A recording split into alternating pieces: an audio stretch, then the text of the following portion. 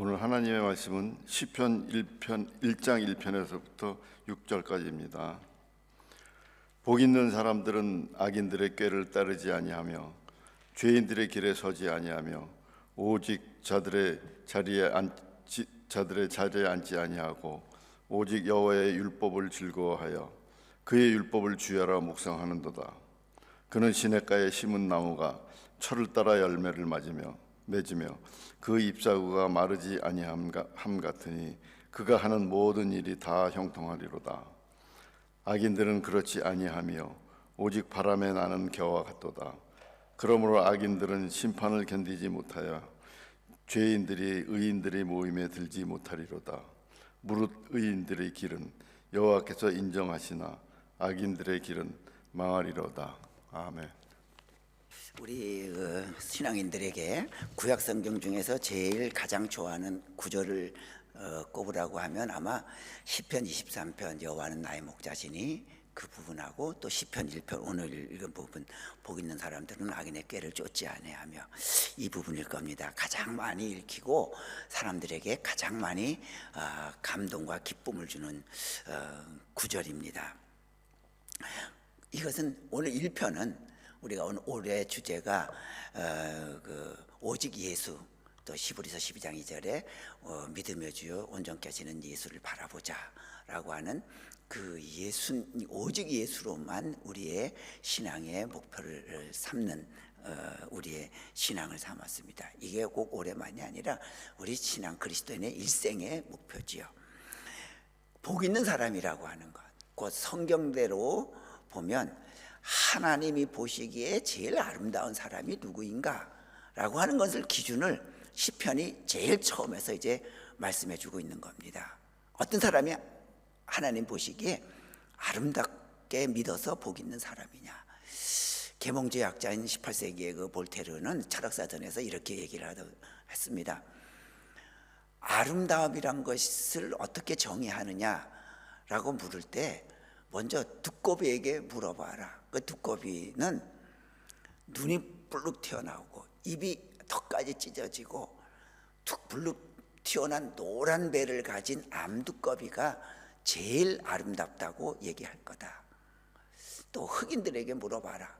18세기니까 가능한 얘기겠죠. 지금 이러면 뭐 인종차별이라고 큰일 날 텐데 아주 번들번들하게 까만 피부에다가 눈은 움푹 들어가고 입술은 두툼하고 코는 납작한 그 여인이 가장 아름다운 여인일 거라고 말을 할 거다. 이렇게 아름다움이라고 하는 것은 보는 생각과 기준이 다르기 때문에 아름다움이 뭔가 아름다움이라고 하는 것은 외적인 것은 결론을 내릴 수 없다고 그는 그렇게 말을 합니다. 우리도 그렇죠. 우리나라도 조선시대 때 보면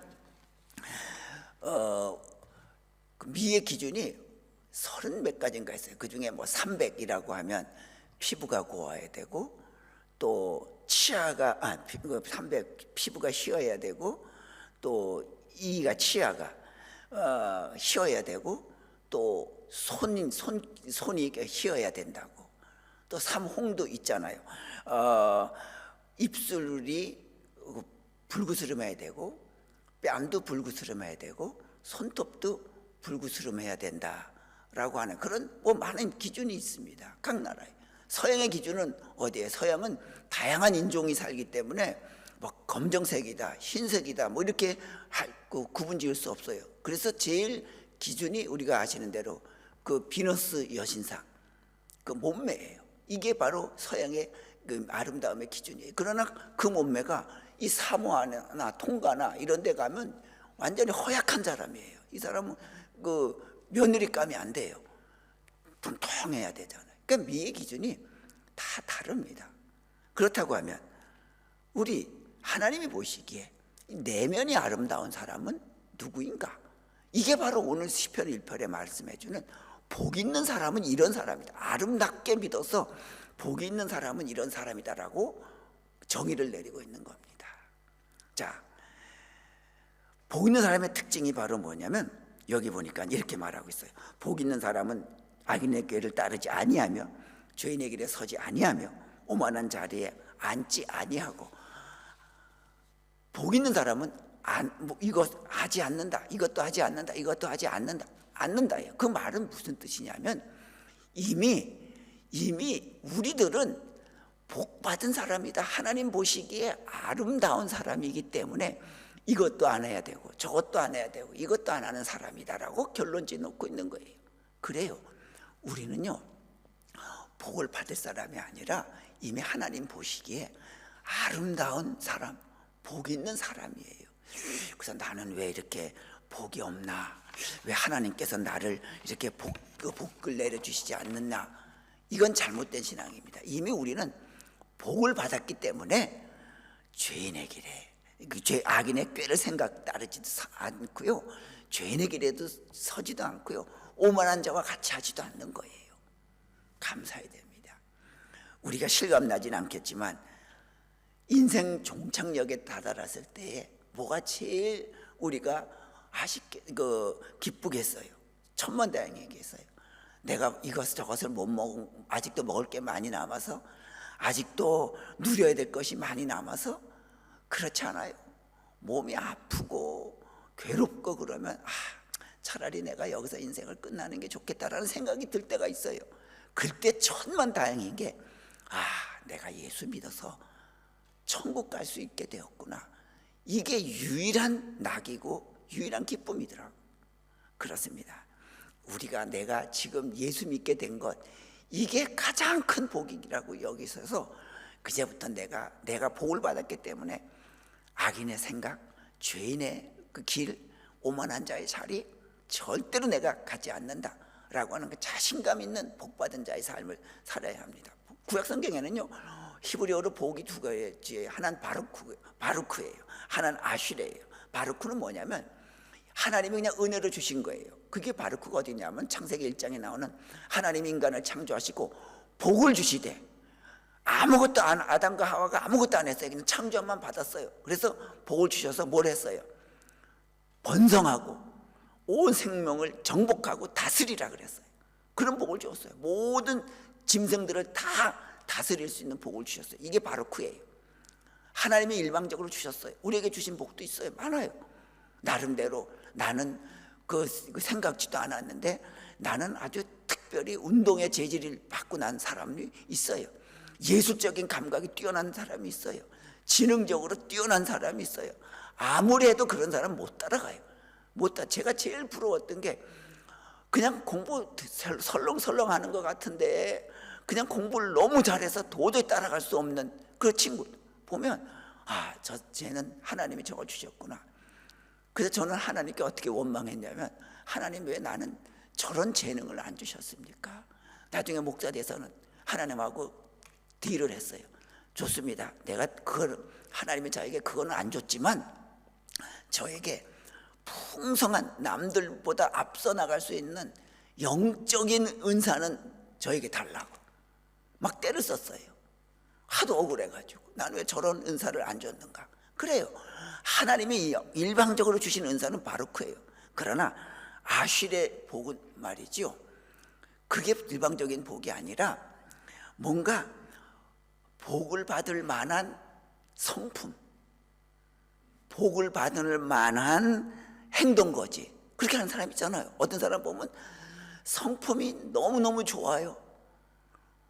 온순하기도 하고, 어떤 사람은 폭이 넓어서 그냥 다 그 사람에게 그냥 다 그렇게 넘어져요.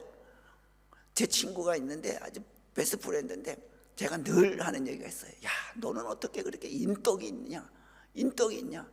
그 친구만 만나면 누구든지 다 도와주려고 그래요. 다 도와주려고 그래요.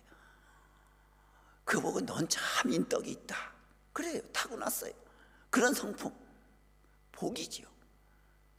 그 예수님께서 그 마태복음 5장에 나와 있는 심령이 가난 자는 복이 있나니 애통하는 자는 복이 있나니, 그 복이 바로 그거예요. 아시레라고 말을 해요. 성품, 그 사람의 행동거지. 복을 받을 만한 성품이에요.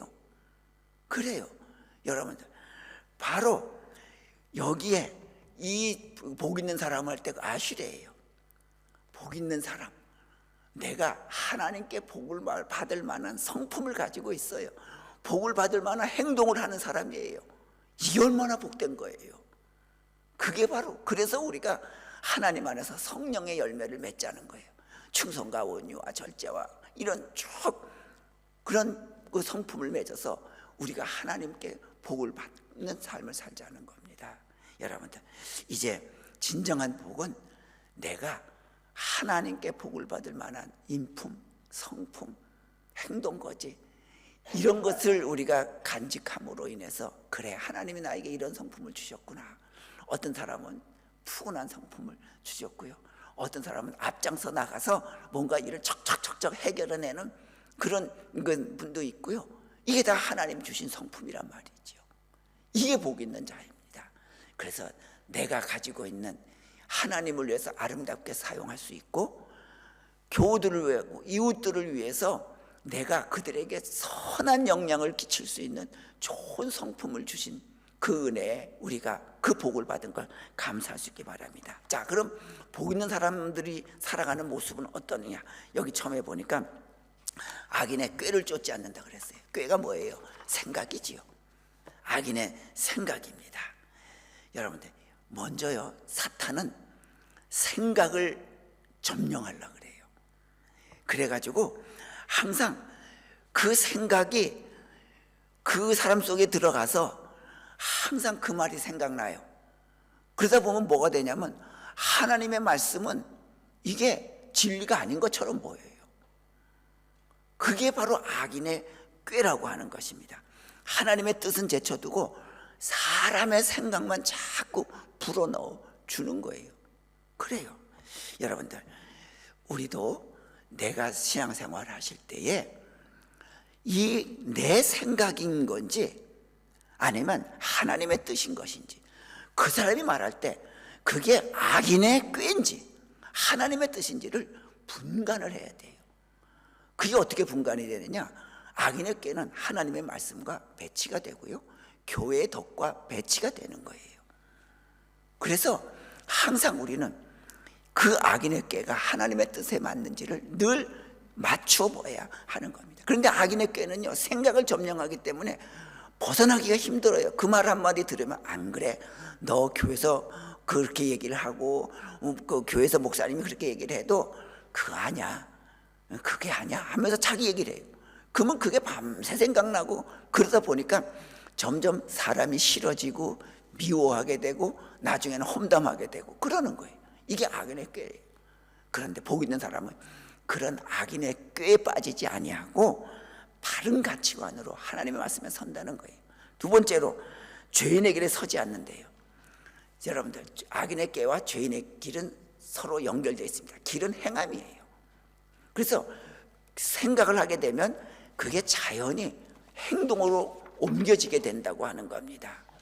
자꾸 악인의 꾀스러운 생각을 듣다 보면, 말을 듣다 보면 나도 모르게 거기 따라가서 행동하고 있는 겁니다. 여러분들, 우리도 신앙생활을 하실 때 그래, 내가 잘못 들으면 잘못 행동한다라는 그 마음 가지고 나는 하나님의 생각만, 말씀으로만 살겠다고 하는 그런 굳은 의지가 있을 때 내 행동도 하나님의 뜻에 바로 서갈 수 있다고 하는 겁니다. 또 오만한 자들의 자리에 앉지 않는다 그래서, 오만한 자는요, 뭐라 그러면 조롱하는 자란 뜻이에요. 야유하는 자, 그런 뜻이에요. 그게 뭐냐면 나중에 꾀를 생각만 하다가 행동을 하다가 나중에는요, 완전히 입으로 내뱉어요. 하나님을 완전히 조롱하는 말이에요. 하나님, 그게 무슨 하나님의 소리냐? 하나님은 누구냐? 그건 하나님의 그게 하나님의 말씀이냐? 하면서 완전히 이번엔 하나님을 야유하고 조롱해요. 입으로. 그게 조롱하는 자예요. 오만한 자의 모습이라고 하는 겁니다. 여러분들, 이 세 가지를 뭉뚱그려 볼 때 악인의 꾀, 죄인의 길, 오만한 자의 자리, 악인, 죄인, 오만한 자, 이게 뭐예요? 중요한 건 복 있는 그리스도인들은요, 누구를 만나서 교제하느냐가 중요하다는 얘기예요. 하나님을 인정하지 않는 그 악인들, 죄인들, 악인, 죄인, 오만한 자와 자리를 같이 하지 말라고 하는 거예요. 그들과 교제하지 말라고 하는 게 이게. 왜냐하면 자꾸 자꾸 그들과 하다 보면 생각이 물들고 행동 따라하고, 그러다 보면 나도 모르게 내 입으로 이제는 그게 무슨 하나님의 뜻이냐, 그게 무슨 하나님의 생각이냐 라고 완전히 하나님까지 조롱해버리는 그런 존재가 된다고 하는 겁니다. 그들과 한 자리에 한 통속이 되지 말라고 하는 겁니다. 그렇다고 해서 교류를 끊으라는 얘기는 아닙니다. 언젠가는 그들이 하나님을 믿게 할 대상이에요. 끊으라는 얘기가 아닙니다. 예수님도요, 하늘나라 가시기 전에 제자들에게 내가 비옵는 것은 그들을 세상에서 데려가시기 위함이 아니라, 곧 제자들을 완전히 이 거친 세상에서 뽑아내서 하늘로 데려가기 위한 것이 아니라 다만 악에게 빠지지 않게 보존하게 하려 하심이라 그랬어요. 이 세상에 살지만 악에게 빠지지 않게 그들을 잘 지켜주기 위함이다라고 말했던 겁니다. 여러분들, 이제 우리는 믿지 않는 사람들과 단교하는 것이 아닙니다. 다만 그들과 이게 짝짝꿍이 되지 말라고 하는 것입니다. 그럼 우리가 어떤 사람을 만나야 되느냐? 하나님에 대한 뜨거운 마음 가지고 뜨거운 열정을 가진 그런 사람을 우리가 만날 때 나도 거기에 변화가 되는 겁니다. 자, 사람은요, 이 악인들, 죄인들, 오만한 자들로부터 인정받고 또 의인들, 하나님의 사람들로부터 칭찬받고, 이 두 가지를 동시에 할 수가 없어요. 이건 불가능해요. 내가 교인, 그리스도인들에게 칭찬받으면 이 죄인들, 악인들에게는 칭찬 못 들어요. 비난받아야 돼요. 그거 마땅해요. 품질, 편리성, 양자택일의 원칙이라는 책이 있습니다. 거기에 보면 이렇게 나와요. 물건을 만들 때 그 기업이 성공하려고 하면 질이 고급스러운, 질 좋은 것을 만들 것이냐, 아니면 편리한 것으로 만들 것이냐, 이 둘 중에 하나를 선택해야 된다. 그 예를 들어서 우리가 예전에 썼던 소니의 그 워커맨을 들고 있습니다. 그 소니 워커맨 나올 때 얼마 테이프 꽂고 이폰 듣고 할 때 얼마나 그 신기했어요. 그 들을 때 정말 쨍쨍하던 소리. 젊은이들은 누구나 다 들고 다녔어요. 근데 지금 들고 다닙니까? 이젠 편리하지도 않아요. 이젠 핸드폰으로 다 음악 들어요. 그래서 이젠 다 워크맨 다 사라졌어요. 편리한 것을, 더 편리한 것이 나오면 못 당해요. 그런데 또 한 가지, 맥도날드를 들어요. 맥도날드 햄버거는 편리한 거잖아요. 쉽게 가서 사 먹을 수 있는 거. 그래서 그 부자가 된, 재벌이 된 맥도날드가 이제 고급화하려고 고급 맥도날드 레스토랑을 만들어서 고급 인테리어, 고급 테이블, 고급 식기, 그 다음에 웨이터의 서빙 했어요. 망했어요. 왜요? 사람들 뇌리 속에는 맥도날드는 편리성이지 이 퀄리티가 아니단 말이죠. 고급화가 아니다고 했던 거예요. 편리한 것을 만들든지 고급화된 것을 만들어야지, 이 둘을 다 합쳐서 만들려고 어정쩡하면 그 기업은 망한다고 하는 거예요. 우리 믿음도 마찬가지입니다. 내가 악인들에게 인정받으면 하나님 의인한테는 칭찬 못 듣습니다. 내가 하나님께, 의인들께, 복 있는 자들께 칭찬 들으면 악인들에게는 내가 인정 못 받는다고 하는 것을 각오해야 돼요. 성경의 라오디아 교회에게 너가 덥든지 차든지 하라 그랬잖아요. 덥든지 차든지 하라.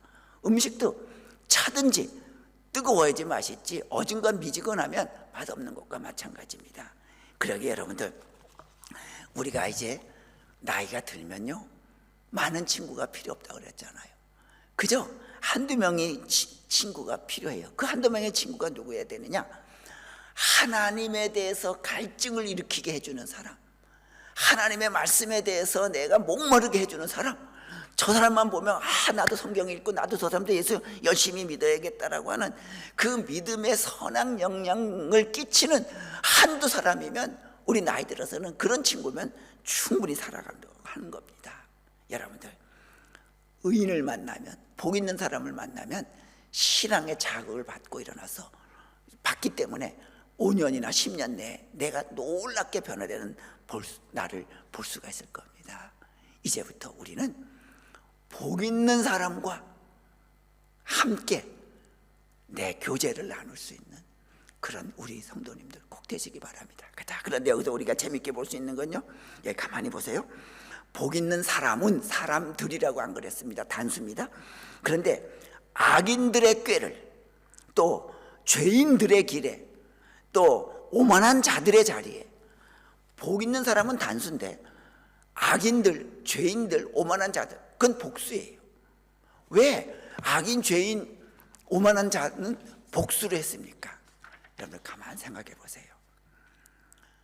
이 교회에서요, 교회를 해치는 사람과 하는 사람들, 또 남을 이렇게 비방하고 막 남에게 그 가슴을 찌르는 사람들 가만 보면 그 사람 주변에는요 꼭 그와 동조하는 여러 사람이 있어요. 왜요? 그건 자기 혼자 하면 겁쟁이가 돼서 내가 이러다가 남들에게 왕따 당하는 거 아닐까? 그렇기 때문에 혼자서 못해요.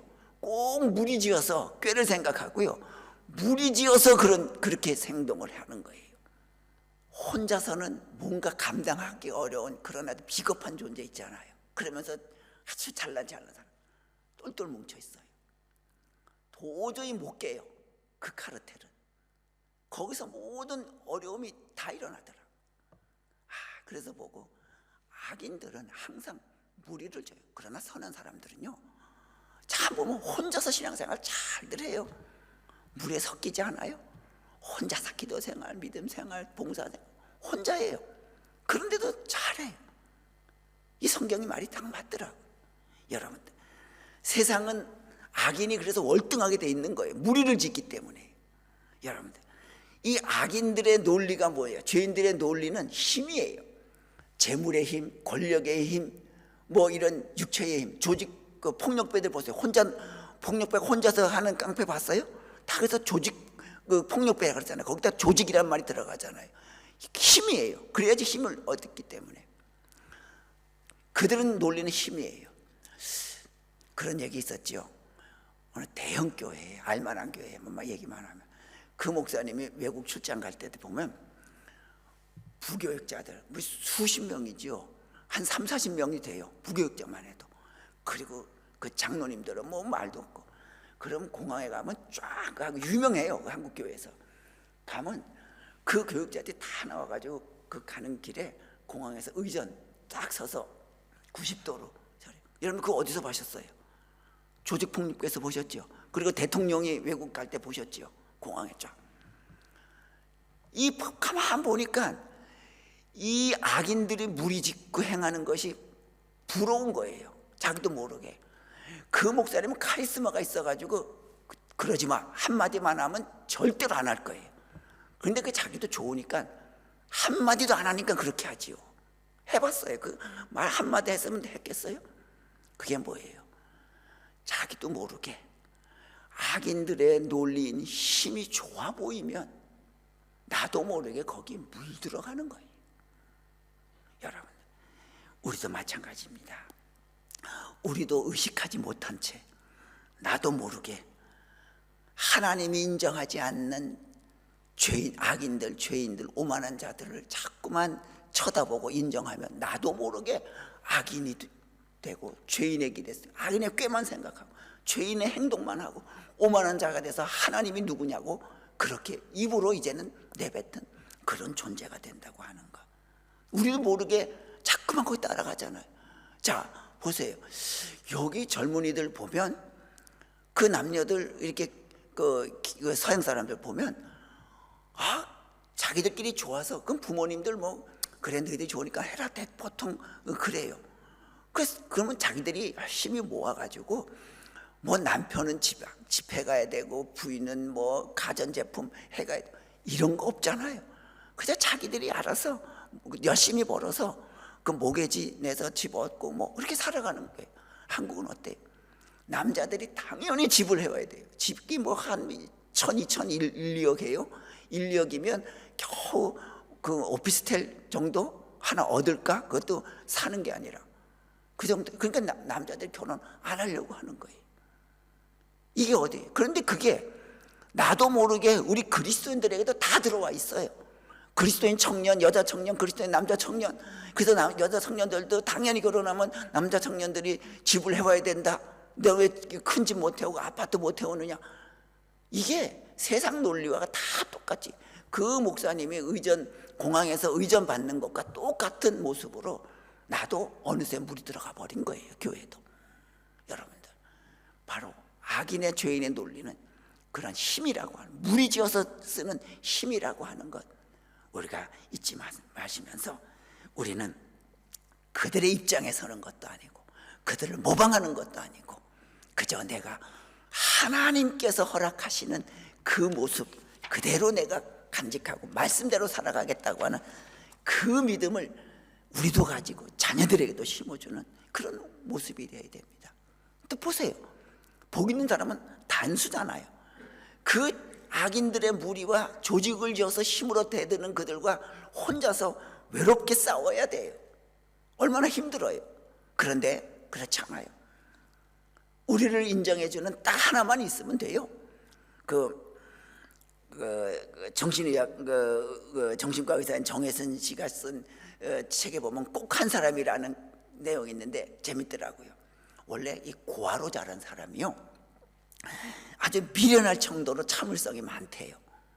왜냐하면 어릴 때부터 자랄 때부터 꼭 받아야 될 도움이 있을 때 못 받잖아요.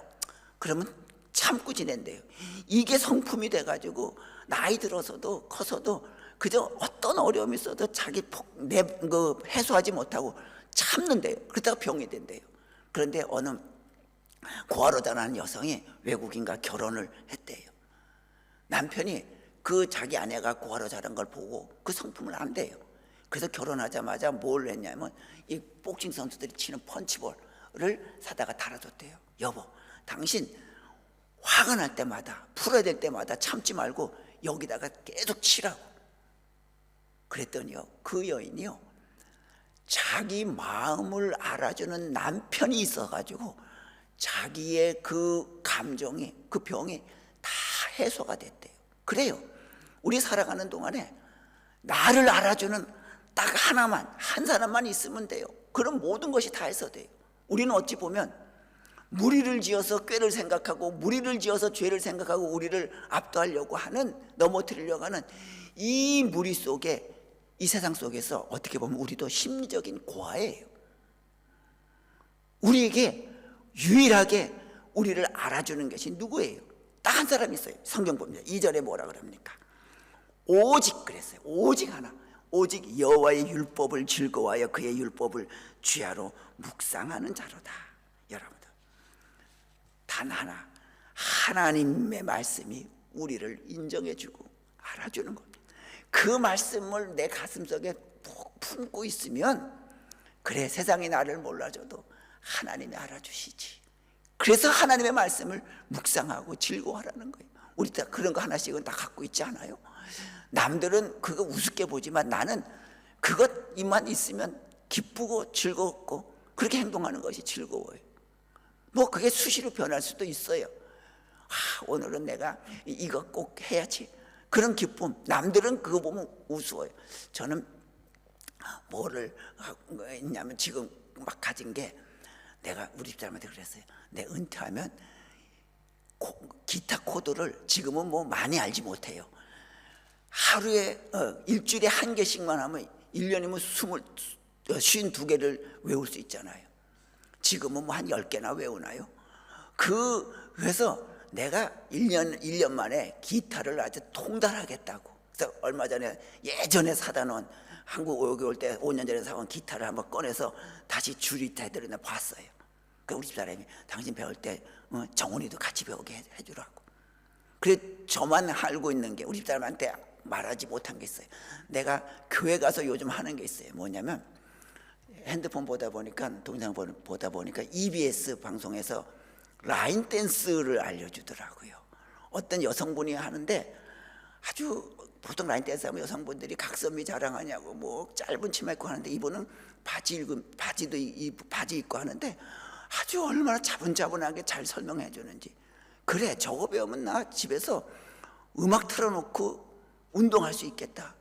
얼마나, 보니까 스텝이요, 그냥 볼 때는 어려운데 차근차근 알려주니까 쉬워요. 그래서 요즘은요, 어떤 때는 시간 좀 교회 와서 설교 준비하다가 좀 지루하면 그 틀어놓고 스텝 하나씩 따라해요. 그리고 노래 틀어놔요. 노래가 뭐 찬송가인가요? 뭐 남행열차 뭐 이런 거 뭐 아파트 뭐 이런 노래지요. 아 그래, 내가 운동한다. 아 가서 오늘은 이런 스텝 배웠고 저런 스텝 배워야겠구나. 그래요. 나만이 알고 있는 기쁨이 다 있잖아요.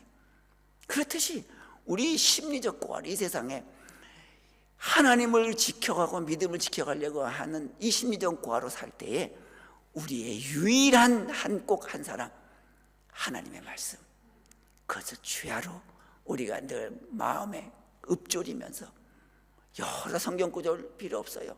내가 좋아하는 성경 구절 몇 구절만 알고 있어도 나에게 힘이 되고 기쁨이 된다고 하는 것, 우리가 잊지 마시면서 우리는 이 땅에 살아갈 때 이미 복 있는 자로서 하나님 안에서 주님과 주님의 말씀 한 말씀 붙들고 살아가는 우리가 되기를 주님의 이름으로 부탁드립니다. 기도드립니다. 걸어가신 아버지 하나님, 오직 예수로 살고자 우리가 정한 이 신앙의 목표, 이제 말씀 속에서 주님을 만날 수 있도록 주님 인도하여 주시옵소서. 이 세상은 무리를 짓고 그래서 힘을 내서 우리에게 달려오지만 우리는 오직 예수 그리스도 말씀 하나 붙잡고 당당히 기뻐하며 이겨낼 수 있는 귀한 그리스도인들 되게 하여 주시옵소서. 예수님의 이름으로 기도드리옵나이다. 아멘.